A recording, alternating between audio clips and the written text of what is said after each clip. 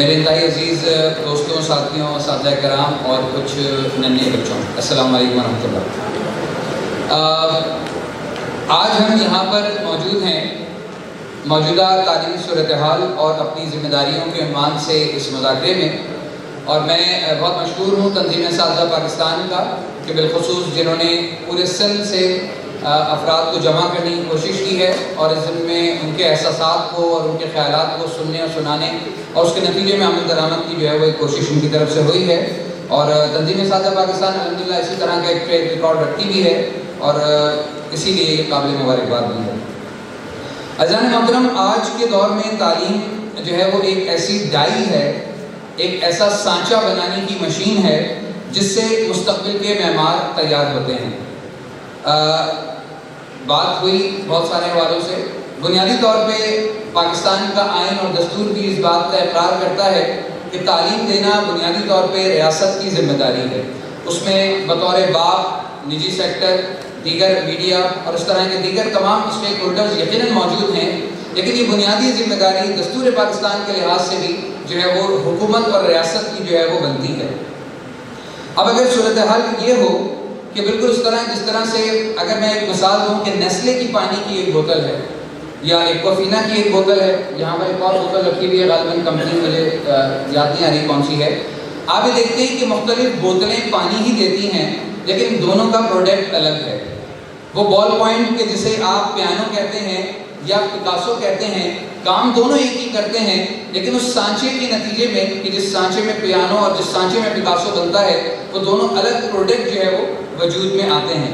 بالکل اسی طریقے سے آپ اوپو کا موبائل فون یوز کریں یا سیمسنگ آپ کی جیب کی زینت بنے، کام بنیادی طور پہ ایک ہی ہے، لیکن وہ ڈھانچہ اور سانچہ وہ تبدیل ہونے کے نتیجے کے اندر ان کی جو پروڈکٹیوٹی ہے، ان کے جو اثرات ہیں، ان کی جو کیفیت ہے وہ بالکل تبدیل ہو جاتی ہے۔ بالکل اسی طریقے سے اگر جو ہے آپ اپنے اس ملک کے نظام تعلیم کی تھوڑی سی صورتحال کا جائزہ لیں تو مجھ سے زیادہ بہتر، مجھ سے زیادہ سینئر تجربے کار اساتذہ کرام موبائل میں یہاں لوگ موجود ہیں، ہم بہت اچھی طریقے سے جانتے ہیں کہ ہمارے پاس مختلف ڈائیاں کیا ہیں۔ ہماری ایک ڈائی اے اور او لیول کی ہے، کہیں بیکن سٹی اسکول کی صورت میں ایک ڈائی موجود ہے، سندھ ٹیکسٹ بورڈ میں جہاں جو سندھ کے گورنمنٹ کے ادارے ہیں وہ ایک ڈائی کی صورت میں موجود ہیں، کہیں آسٹریلین اور نائجیرین قسم کے جو کچھ تعلیمی بورڈز ہیں ان کے حوالے سے کچھ ڈائیاں نظر آتی ہیں، اور پھر ایک وہ ڈائی کی جو فردر بہت ساری ڈائیوں میں تقسیم ہے ہمارے گلی محلے کے اندر جو ہمارے بہت سارے پرائیویٹ اسکولز موجود ہیں۔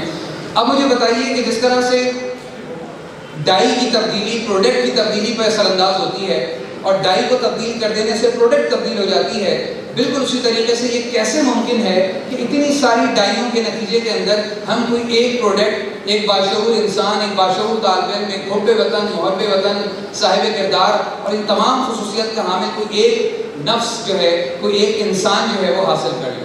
جس طرح سے ہر ڈائی کے کچھ میرٹس ڈی میرٹس ہوتے ہیں، کسی کی پختہ سکھائی ہے، کسی قلم کی کسی کی کم ہے، کچھ زیادہ چلتا ہے پروڈکٹ، کچھ کم چلتا ہے، بالکل اسی طریقے سے یہ مختلف ڈائیاں جو ہے ہمارے اس تعلیمی نظام کی وہ تقسیم پیدا کرتی ہے کہ جس کا اینڈ پروڈکٹ حاصل مطالعہ، حاصل کلام، حاصل شدہ انسان جو ہے اس پورے معاشرے کے اندر بکھرے ہوئے ہیں اور ایک دوسرے سے مختلف نظر آتا ہے۔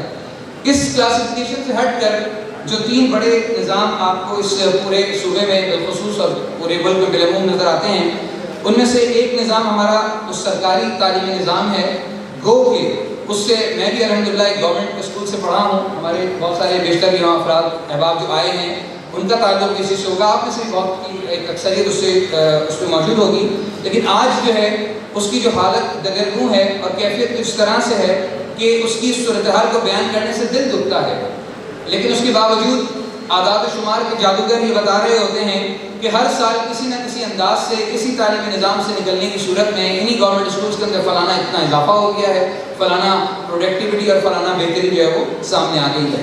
گویا اس نظام تعلیم کی آج کیفیت یہ ہے کہ ہمارے گورنمنٹ کے پبلک سیکٹر کے جو ادارے ہیں کہ ان سے پڑھنا تو کوئی نہیں چاہتا، لیکن گورنمنٹ نوکری جو ہے وہ شاید ہر ایک کا خواب ہے اور ایک کی آرزو ہے۔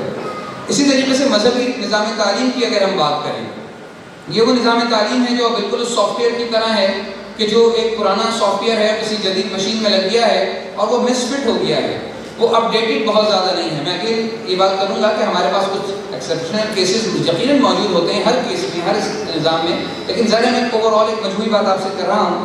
تو گویا نئے موبائل میں وہ پرانا سافٹ ویئر اگر آپ کے فٹ ہو جائے تو آپ سمجھ سکتے ہیں کہ اس کی کارکردگی کیا ہوگی، اور اصلی علوم پر ان کی کیفیت یا ان کی دلچسپی کس حد تک ہے اس کا اندازہ بھی ہمیں ہوتا ہے.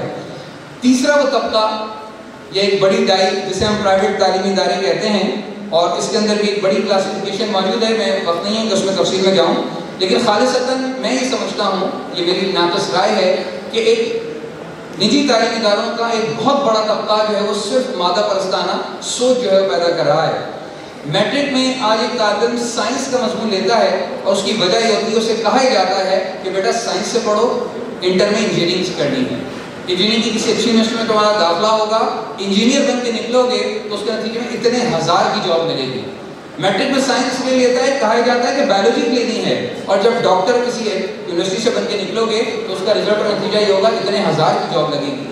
Same as the condition of commerce ہے کہ اگر آپ کامرس اس لیے لیتے ہیں کہ آپ نے بی کام اور ایم کام کرنا ہے، چارٹرڈ اکاؤنٹنٹ بننا ہے، اور کم از کم 70-75 ہزار روپے کہیں نہیں گئے تو آپ کی نوکری ہوگی. تو گویا ہمارا جو تعلیمی اسٹرکچر ہے وہ ایک فرد کو مال کی محبت اور مادہ پرستانہ سوچ جو ہے وہ فراہم کرتا ہے، اور کیریئر اور پروفیشن کی جن جن چیزوں کو آپ اختیار کرتے ہیں بنیاد اس کی وہ پیسہ ہوتا ہے کہ جو اس کی نگاہ میں رکھا جا رہا ہوتا ہے.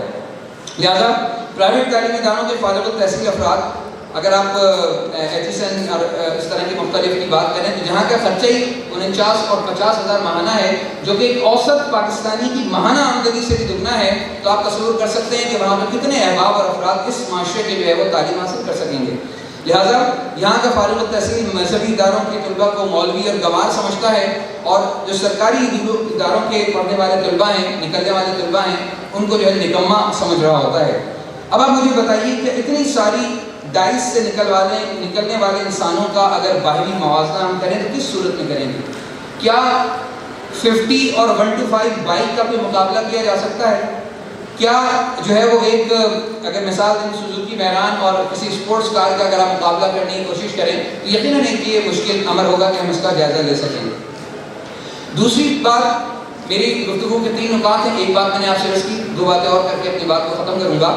دوسرا مسئلہ میں جو سمجھتا ہوں وہ ہے کریکولم اور پیڈاگوجی کا، طریقہ نصاب اور طریقہ تدریس جو ہے وہ دوسرا ہمارے اس نظام تعلیم کا مسئلہ ہے. میٹرک تک ہمیں پورا کا پورا نظام تعلیم سائنس میں نظر آتا ہے. میں ذرا آپ تمام احباب سے گزارش کروں گا کہ اگر زحمت نہ ہو ذرا ہاتھ اٹھا کے مجھے بتائیے گا کہ کتنے لوگ ایسے ہیں جنہوں نے اپنا میٹرک سائنس کے علاوہ کسی مضمون میں کیا ہے. صورتحال حاضر ہے. پرسنٹیج نکال تو شاید 2% بھی نہ بن پائے، حالانکہ زکوٰۃ تو نکل جانی چاہیے. یہ وہ کیفیت ہے کہ جس کا شکار ہمارا پورا کا پورا نظام تعلیم ہے. ہم صرف اور صرف سائنس کے گرد گھومنے والے لوگ ہیں. سوشل سائنسز کے حوالے سے ہماری کیفیت آٹے میں نمک کے برابر بھی نہیں ہے، اور اسی وجہ سے وہ ذائقہ ہم فیل نہیں کرتے اس پورے نظام تعلیم کا کہ جو کم از کم اس نمک کی بنیاد کو اس روٹی کے اندر جو نظر آتا ہے. کیوں؟ اس کی وجہ یہ کہ جو دکھتا ہے وہ دکھتا ہے. میں اگر تذکرہ کروں اس سندھ دھرتی سے ہمارا تعلق ہے ذوالفقار علی بھٹو صاحب کا، سابق وزیر اعظم پاکستان. مالی لحاظ سے ان کے لیے کوئی مشکل تھی، اور نہ صرف مالی لحاظ سے بلکہ سماجی لحاظ سے، رابطوں کے لحاظ سے کوئی مسئلہ تھا کہ وہ اپنی صاحبزادی کو ڈاکٹر بنا دیتے؟ کوئی مسئلہ تھا؟ کوئی مسئلہ نہیں تھا. وہ دنیا کے بہترین انسٹیٹیوشن سے، جامعات سے پڑھا کے اپنی بیٹی کو ڈاکٹر بنا سکتے تھے. جس طرح سے کام کلچر ہے کہ لڑکی نے ڈاکٹر بننا ہے، لڑکے نے انجینئر بننا ہے، لیکن انہوں نے اپنی بیٹی کو ایک اچھی یونیورسٹی کے اندر پڑھایا. وہ کس چیز میں ماسٹرز کیا؟ پولیٹیکل سائنس میں. چلے گئے وقتوں کے لوگ تھے، پرانے وقتوں کے لوگ تھے. آج ان کی اولاد کو دیکھ لیں، آج ان کی اولاد بھی جو ہے دنیا کی بہترین یونیورسٹی سے بھی اگر پڑھتی ہے تو وہ پولیٹیکل سائنس کے اندر تعلیم حاصل کرتی ہے. کیوں؟ کیونکہ انہوں نے انسانوں پر حکومت کرنی ہے، انسانوں کو چلانا ہے.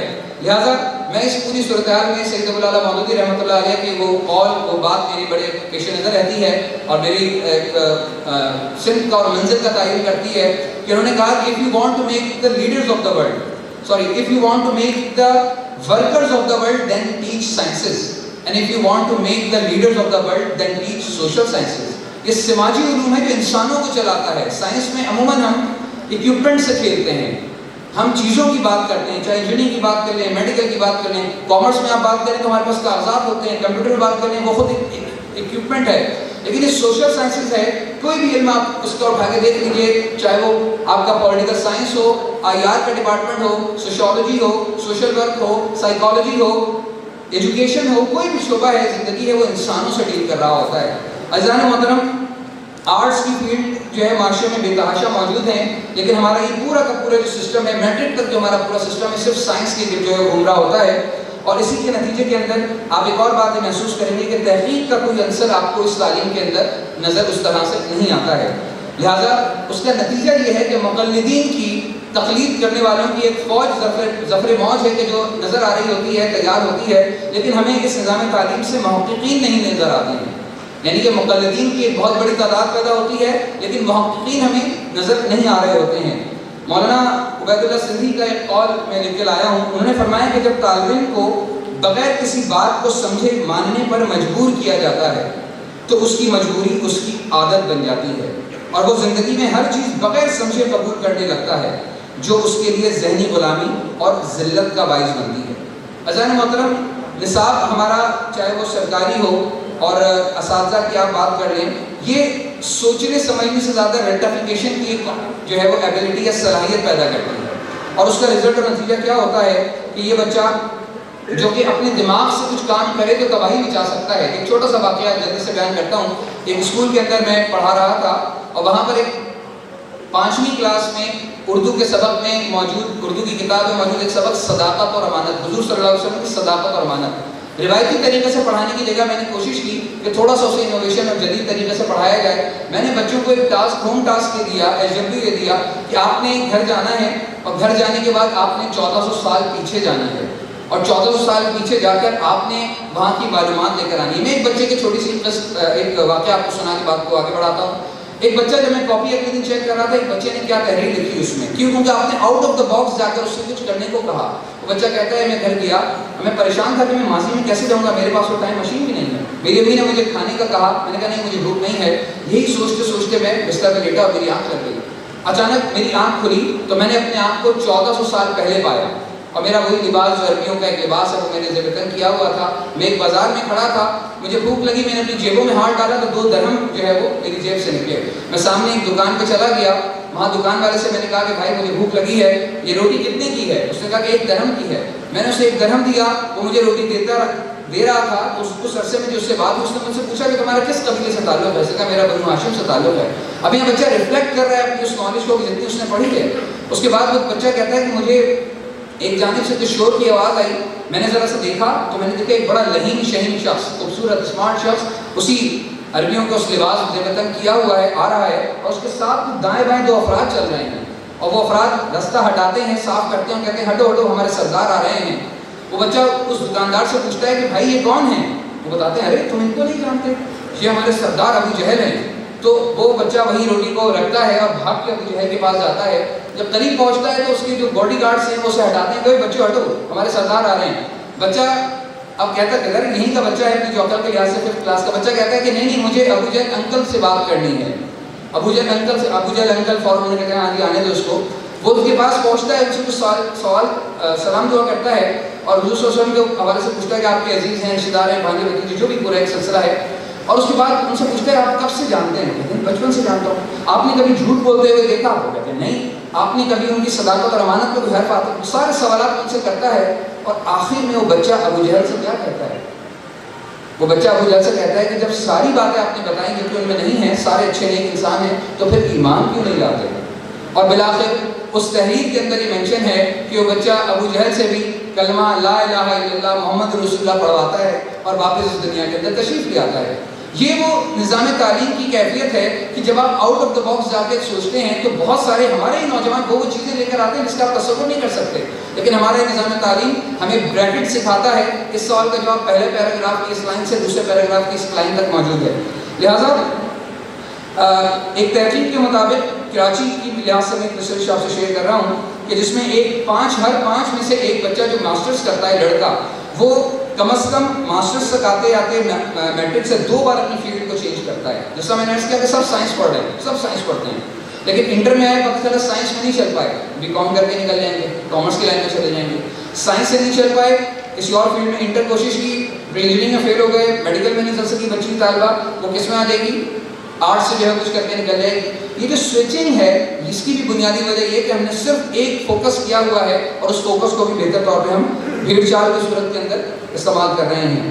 تو گویا ہماری تعلیم اسکل بیسڈ نہیں ہے, جو بات یہاں پر آئی بھی ہے وہ اسکل بیسڈ ایجوکیشن نہیں ہے. جو کام میں کر سکتا ہوں مجھے نہیں اندازہ ہوتا, میں رل کے پٹ کے بہت سارے سال ضائع کر کے اور اس کے بعد مجھے اندازہ ہوتا ہے اچھا یہ میرا ٹریک تھا, مجھے یہ کام سر انجام دینا تھا. تو اپنی اسکل اور صلاحیتوں سے ماورا ہو کر جب یہ نظام تعلیم ایک بچے کو ایک خاص ڈگر بھیڑ چال میں لگاتا ہے تو اس کا رزلٹ اور نتیجہ وہی نکلتا ہے جس کی آج ہم یہاں رونا رو رہے ہیں. اذان محترم, رابرٹ فراسٹ کہتا ہے کہ میں پڑھاتا نہیں جگاتا ہوں. لیکن ہم میں سے کتنے اساتذہ ایسے ہیں کہ جو جاگو کو کلاس میں جا کے سلا دیتے ہیں. وہ طریقہ تدریس, وہ پیڈاگوجیز, وہ چیزیں کہ جس کی بنیاد پر ایک بچہ جو ہے اس علم کو حاصل کرتا ہے. کتنے ہی لوگ ایسے ہیں کہ اگر میں ان سے کہوں کہ سینری بنائیے, سینری بنانے کا ٹاسک دیا جائے تو ہم اور آپ میں سے کتنے لوگ ایسے ہوں گے جن کی سینری کچھ مختلف ہوگی. ہم سب نے بچپن میں سینری اسی طرح سیکھی ہے کہ یوں کر کے ایک دروازہ ہے اور اس کے ساتھ جو ہے وہ نہر بہ رہی ہے, ایک درخت ہونا چاہیے اور پیچھے پہاڑ جس میں سے نکلتا ہوا سورج ہونا چاہیے. ایک خاص مائنڈ سیٹ ہے کہ جو ہمیں سکھا دیا جاتا ہے اور آخر تک ہم اسی ڈگر پہ جو ہے وہ چلے جا رہے ہوتے ہیں. یہ وہ دوسرا مسئلہ ہے کہ جس کو میں سمجھتا ہوں کہ آج اگر اساتذہ کے لیے تدریس درد سر ہے, گو کہ یہ درد جگر ہے. تو جن لوگوں کے لیے درد سر ہے ان سے خلاصی کی درخواست ہے, ہاتھ جوڑ کر ان سے گزارش ہے کہ اس فیلڈ پہ یا تو چھوڑ دیجیے یا پھر درد سر کو تھوڑا سا نیچے جگر تک لے آئیے تاکہ وہ پروڈکٹیوٹی پیدا ہو سکے کہ جس کے نتیجے کے اندر اس تعلیمی نظام کے ذریعے ہم کچھ تبدیلی پیدا کر سکیں. تیسری اور آخری چیز جو میں یہاں آپ کے سامنے عرض کرنا چاہوں گا, مسرور احمد صاحب جا چکے ہیں, میری خواہش تھی کہ وہ موجود ہوتے کیونکہ ان کی ریلیونٹ فیلڈ ہے, وہ ہے طریقہ امتحانات. اذان محترم, آج ہم امتحان لرننگ کا نہیں لیتے, آج ہم امتحان سیکھی ہوئی صلاحیت کا نہیں لیتے, آج ہم امتحان لیتے ہیں میمورائزیشن کا, حافظے کا. آج ہم علم نہیں جانتے, ہم معلومات جانتے ہیں. یہ جو ہمارا نظام امتحانات ہے, نمبر اور پوزیشن گیم جو ہے جو ہمارا کیا جاتا ہے, اس کے نتیجے کے اندر مجھے آپ خود بتائیے, ہمارا امتحان بنیادی طور پر اس بات کی صلاحیت کی جانچ لیتا ہے کہ مخصوص وقت میں آپ کتنی رفتار سے اور کتنی خوبصورتی سے اس صفحے کو یا ان صفحات کو بھر سکتے ہیں. اس کے علاوہ کیا چیز ہے کہ جو آپ کا نظام امتحان یہ لے رہا ہے. میں ایک مثال آپ کو دیتا ہوں, ماسٹرز میں نے کراچی یونیورسٹی سے کیا. ہماری کلاس میں 77 کے قریب 78 کے قریب لوگ تھے, جس میں سے ہم صرف 5 لڑکے تھے. میری لڑکوں میں تیسری پوزیشن آئی ہے. اب آپ تصور کر سکتے ہیں کس پوزیشن پہ ہوں گا میں. میری کلاس میں ایک محترمہ تھی جن کا نام ہم نے رکھا تھا مس گولڈ میڈلسٹ. شروع سے ان کے وہی عزائم تھے. جب امتحان ہوتا تھا, ابھی آدھا گھنٹہ گزرتا تھا کہ وہ آدھے گھنٹے کے بعد میں آگے بیٹھ کے ابھی بمشکل 1 سوال 1.5 سوال کچھ لکھ پاتا تھا اچانک, اور اپنی انگلیاں چڑھاتا تھا کہ الحمدللہ 1 سوال میں نے کر لیا ہے. پیچھے سے آواز آتی تھی مس بی کاپی. حیران, بی کاپی, آدھا گھنٹہ.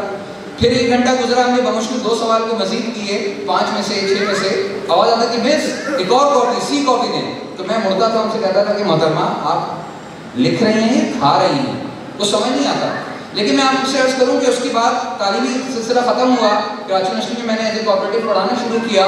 تدریس کو 2 سال ہوئے, یعنی کہ ہمارے ماسٹرز کو جب 3 سے 4 سال کا عرصہ ہو, میرے پاس ایک دفعہ فون آتا ہے انہیں محترمہ کا, سلام دعا ہوئی, کہنا آپ نے پہچانا. میں نے کہا جی بالکل, آپ بتائیے. کہنے ہیں مجھے آپ سے کام ہے, اور کام یہ ہے کہ میں نے سنا آپ کراچی یونیورسٹی میں پڑھا رہے ہیں, میری گزارش یہ ہوگی کہ آپ جو ہے میری بھی جاب کہیں لگوا دیں. یہ وہ نظام امتحانات ہے, نظام تعلیم ہے کہ جو بنیادی طور پہ ہمیں سکھا کیا رہا ہے اور دے کیا رہا ہے. لہٰذا یہ جو ہمارا کراچی کے اندر بالخصوص ایک طریقہ رکھا گیا میٹرک بورڈ میں آج سے 7-8 سال پہلے, MCQs کو شامل کیا گیا, شاید یہاں پر بھی ہو مجھے اندازہ نہیں ہے. اس کے نتیجے کے اندر ہمارا پورا کا پورا جو تدریسی سلسلہ ہے وہ بھی تبدیل ہو گیا. گویا انورس پروسیس کے تحت میں یہ سمجھتا ہوں کہ اگر ہم اپنے نظام امتحانات کو تبدیل کر دیں, طریقہ امتحان کو تبدیل کر دیں, تو پورا کا پورا نظام تعلیم بھی جو ہے وہ تبدیل ہو سکتا ہے. آخری چند گزارشات اپنی ذمہ داریوں کے حوالے سے ادا کر کے میں آپ سے اجازت چاہوں گا. تنظیم اساتذہ کے اس پلیٹ فارم سے سارے سوچنے سمجھنے والے افراد موجود ہیں. میری گزارش یہ ہوگی کہ بورڈ جو ہے وہ میٹرک سائنس کے علاوہ جو دیگر سماجی علوم ہیں, دیگر وہ علوم کے جو انسانوں سے بات کرتے ہیں, انسانوں پر بحث کرتے ہیں, میری گزارش ہوگی کہ ان کو بھی پروموٹ کرے. اس کے لیے کوئی نئی چیز کرنی ہے, کوئی پروموشن کمپین چلانی ہے, کوئی اور اس طرح کا کام سر انجام دینا ہے, میرا خیال ہے اس میں ہماری معاونت جو ہے ہو سکتی ہے.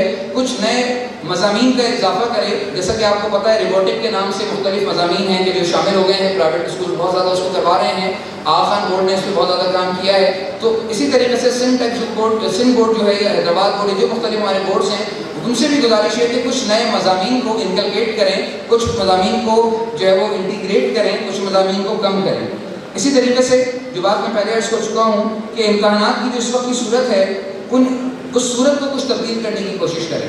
وہ والی بات جو یہاں بارے میں زئی صاحب کہتے گئے کہ ایک دم ہم جنبش قلب جو ہے وہ چیزوں کو ختم نہیں کر سکتے, تو کچھ تبدیلی اس میں اس طرح سے لائی جا سکتی ہے کہ ہم طریقہ سوالات کو تبدیل کر دیں, اور وہ طریقہ سوالات یقیناً ہمارے طریقہ تدریس پہ جو ہے وہ اثرات مرتب کرے گا. وقت نہیں ورنہ اس پہ تفصیلی بات کر لیتا. اور آخری چیز جو میں سمجھتا ہوں کہ ایک اور یہاں کے صاحب اقتدار لوگ جو ہیں کہ اس کو سر انجام دے سکیں.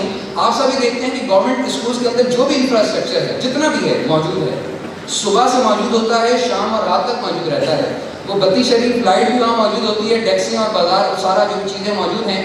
ہم شام کے اندر اسکل بیسڈ ایجوکیشن کا ایک پورا تصور ہے, میری اسٹوڈنٹس اس پہ ایم فل اور پی ایچ ڈی کر رہے ہیں. میں اس میں پورے یہ تعاون کا وعدہ کرتا ہوں کہ اگر گورنمنٹ اس حوالے سے یا جو ذمہ داران ہیں اس کو سوچنا چاہیں تو اسکولس کو شام میں استعمال کرنے کا پورا ایک منصوبہ موجود ہے کہ جس کی بنیاد پہ ہم اپنے لوگوں کو اسکلفل بھی بنا سکتے ہیں اور معاشرے سے اس جہالت کے خاتمے کے لیے وہ ایک اہم رول بھی ادا کر سکتا ہے. میں ایک بار پھر تمام افراد کا جنہوں نے بڑی پیشنس سے یہاں گفتگو سن رہے ہیں, اور تمام اساتذہ کرام کا جو یہاں موجود ہیں, بالخصوص تنظیم اساتذہ سندھ کا بہت مشکور ہوں کہ جنہوں نے اس بات کا موقع فراہم کیا کہ یہاں پر آ کر اپنی گزارشات پیش کر سکیں. اللہ تعالیٰ سے دعا ہے کہ بطور استاد ہمارے ہاتھوں سے امت کی امامت کرنے والے افراد کار پیدا فرمائے, اور ہمیں اپنی اس تدریس کو آخرت میں دوشہ نجات ہمارا بنانے کی توفیق عطا فرمائے. واخر دعوانا الحمدللہ رب العالمین.